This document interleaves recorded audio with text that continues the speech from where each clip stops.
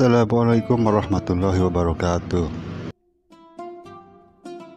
Gus Dur. Ya, siapa yang tak kenal dengan nama ini? Sosok guru bangsa, presiden yang keempat, dan diyakini seorang waliullah. Nama lengkap beliau adalah Abdurrahman Ad-Dakhil, yang bermakna sang penakluk. Sebuah nama yang diberikan oleh ayahandanya, yaitu Kiai Wahid Hasyim. Namun, belakangan nama Ad-Dakhil tidak cukup dan diganti dengan nama Wahid, dan sekarang dikenal dengan Abdurrahman Wahid. Ki Haji Abdurrahman Wahid, atau yang kerap disapa dengan panggilan Gus Dur, lahir di Gianyar, Jombang, Jawa Timur pada 4 Agustus tahun 1940. Namun, sebenarnya tanggal tersebut lahir dari kesalahpahaman memahami kalau beliau dilahirkan di bulan 8. Namun, yang dimaksud bukanlah Masehi, tapi Hijriah. Sehingga yang tepat ialah ia dilahirkan pada 4 Sya'ban tahun 1940 atau 7 September 1940. Gus Dur pun memperbolehkan dua tanggal kelahiran tersebut untuk diperingati sebagai hari lahirnya. Gus Dur adalah pertama dari 6 bersaudara.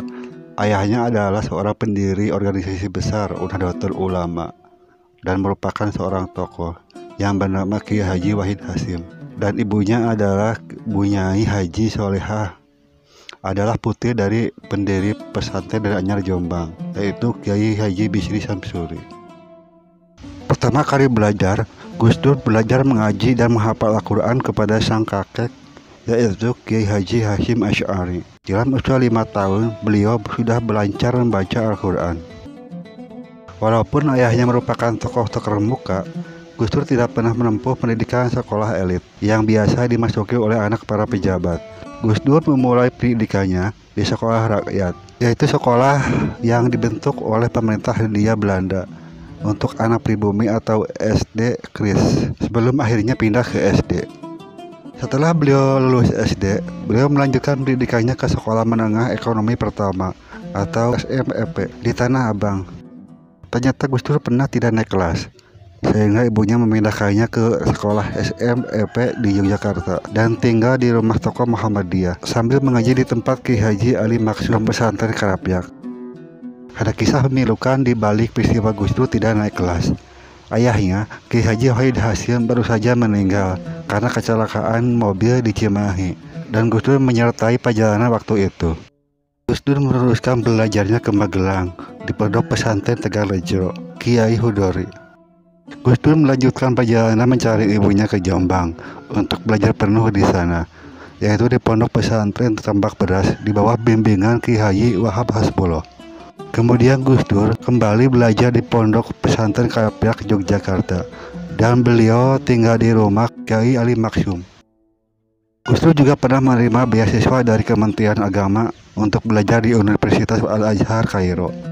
Dikarenakan Gus Dur tidak bisa membuktikan kemampuannya dalam bahasa Arab, sehingga membuat Gus Dur menjadi bosan karena harus mempelajari materi yang sudah beliau pelajari selama di pesantren. Akhirnya Gus Dur lebih banyak menghabiskan waktunya untuk mengunjungi toko-toko buku, perpustakaan, hingga ke bioskop. Upayanya adalah menggali hasanah peradaban yang pernah terjadi di Mesir. Di Baghdad, Gus Dur menyelesaikan pendidikan sarjana. Kemudian ia melanjutkan S2. Tapi sayangnya, sang pembimbing meninggal dunia dan Gus Dur sangat sulit untuk mencari penggantinya. Walhasil, Gus Dur memilih pulang ke Indonesia. Yang menginisiasi gagasan kembali ke Hitoh 1926 adalah seorang Gus Dur pada tahun 1984 saat beliau menjabat sebagai ketua PBNU. Menjelang pertengahan 1998, Gus Dur dalam masa periode ketiga menduduki jabatan ketua PBNU.